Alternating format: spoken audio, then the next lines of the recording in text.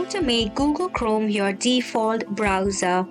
Hey there, welcome back to the channel, and let's get right into this tutorial.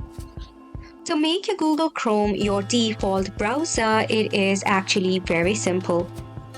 Now starting off, in the search bar, you can just go ahead and search for settings.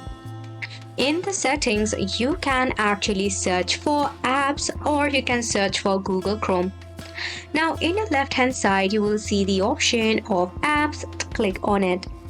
After that, you will see this option default app. Tap on over here. Now in the set default for application, in the apps search bar, you can search for Google Chrome.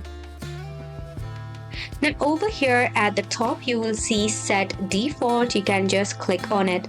Once you tap on it, you will see this tick mark icon, and as you can see, now your default is your Google Chrome, which means each time you open up your PC, your Google Chrome will be automatically launched once you have started your PC. So that's it for the video as well. Hopefully this was helpful to you. Thank you so much for tuning in.